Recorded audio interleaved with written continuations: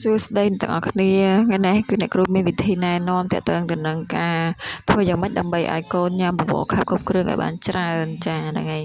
អញ្ចឹងបងប្អូនដឹងហើយថាទាក់ទងទៅនឹងការញ៉ាំបបរខាប់គ្រប់គ្រឿងគឺក្មេងដែលមានអាយុចាប់ពី6ខែឡើងគឺយើងត្រូវការបង្កើននៅអាហារបន្ថែមដើម្បីឲ្យកូនរបស់យើងឆាប់លូតលាស់និងមានសុខភាពល្អនិងបានឡើងគីឡូតាមទម្ងន់ស្តង់ដារអញ្ចឹងឲ្យតកូនចាប់ពី6ខែឡើងទៅគឺយើងអាចនឹងធ្វើជាបបរខាប់គ្រប់គ្រឿងដើម្បីឲ្យកូនញ៉ាំបន្ថែមបានចាហើយវិធីធ្វើយ៉ាងម៉េចដើម្បីឲ្យកូនញ៉ាំឲ្យបានច្រើនដោយកូនអ្នកគ្រូអញ្ចឹងឃើញទេដាក់ញ៉ាំអស់ចាទៅតែ6ខែជាងទេចាគឺ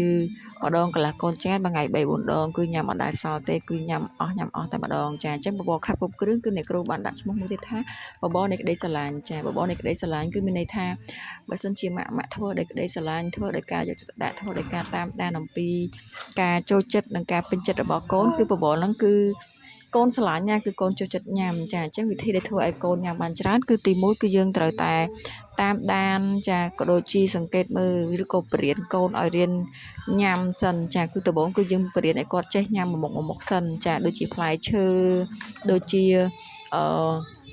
ប្រភេទដូចជាដឡូងជាអីអញ្ចឹងគ្នាយើងអាចចំហុយយើងអាចអីឲ្យគាត់បរៀនឲ្យគាត់ញ៉ាំម្ដងមុខសិនបន្ទាប់ពីគាត់ចេះហើយចាគឺយើងអាចធ្វើជាបបរខាប់គ្រប់គ្រឿងបានចាដោយបបរខាប់គ្រប់គ្រឿងឬបបរនៃក្តីស្រឡាញ់នេះគឺយើងអាចដាក់ត្រឹមតែ2ឬក៏3មុខម្ដងបានហើយយើងធ្វើការផ្សំគាត់ម្ដងបន្តិចរហូតដល់គាត់ចេះញ៉ាំរហូតដល់គាត់ចាប់រសជាតិបានចាពេលនោះគឺយើងនឹងដឹងថាគាត់ហ្នឹងចូលចិត្តរសជាតិមួយណាចាហ្នឹងហើយចូលចិត្តអ្វីមិនចូលចិត្តអ្វីអញ្ចឹងយើងធ្វើតាម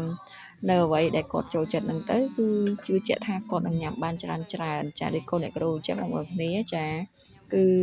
ជិត8គីឡូហើយចាញ៉ាំបបរខាប់គ្រប់គ្រឿងក៏ញ៉ាំបានចាផ្លែឈើក៏ញ៉ាំបានចាយើងញ៉ាំអីគឺគាត់ញ៉ាំនឹងបានដែរប៉ុន្តែគ្រាន់ថាកូនក្មេងគឺអាចញ៉ាំនៅរបស់ដែលមានជាតិប្រៃក៏ដូចជាផ្អែមពេកទេអញ្ចឹងពេលដែលយើងបបរខាប់គ្រប់គ្រឿងគឺយើងអត់មានដាក់សារធាតុអីចូលក្នុងទេគ្រាន់តែយើងដាក់បន្លែសាច់ដូចជាករណីយើងមានប្រេងអូលីវអីយើងដាក់មកស្លាបព្រាអីចឹងទៅចាហើយដល់ពេលដែលយើងបញ្ចុកកូនគឺសូមឲ្យយើងញ៉ាំជាមួយកូនដែរចាព្រោះថាពេលដែលកូនឃើញយើងញ៉ាំគឺកូននឹងមានអារម្មណ៍ថាចង់ញ៉ាំដែរហើយឃើញថាវាឆ្ងាញ់ចាអញ្ចឹងពេលដែលយើងបញ្ចុកកូនគឺយើងត្រូវតែញ៉ាំខ្លួនឯងដែរព្រោះបើយើងអត់ញ៉ាំខ្លួនឯងទេគឺកូនគឺអត់ដឹងថាមានរសជាតិឆ្ងាញ់ឬក៏អត់ទេអញ្ចឹងយើងបរៀនទាំងរសជាតិរបស់គាត់បរៀនទាំងការញ៉ាំរបស់គាត់ដើម្បីឲ្យគាត់ហ្នឹងឆាប់ចេះញ៉ាំដើម្បីឲ្យគាត់នឹងឃើញយើងញ៉ាំគាត់ចង់ញ៉ាំដែរអញ្ចឹងគឺដាក់ប្រមាណវាអត់ទេដូចកូនអ្នកគ្រូអញ្ចឹងបើសិនជា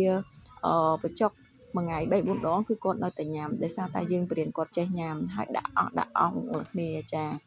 គឺអត់មានសល់ទេហើយអ្នកគ្រូញ៉ាំជាមួយគាត់ដែរអញ្ចឹងគាត់ឃើញយើងញ៉ាំអញ្ចឹងទៅគាត់ចង់ញ៉ាំដែរពេលខ្លះខ្លាចយើងញ៉ាំអស់គាត់ទាញពីដៃយើងហ្នឹងពីមាត់យើងហ្នឹងដាក់ចូលមាត់គាត់តែម្ដងចាគាត់ញ៉ាំបានច្រើនមែនតើមើលទៅមុខទៅគាត់ដឹងដែរចាហ្នឹងហើយគាត់ញ៉ាំអស់ហើយចាហ្នឹងហើយបាយបាយអរគុណច្រើនជូនពរសំណាងដល់ទាំងអស់គ្នា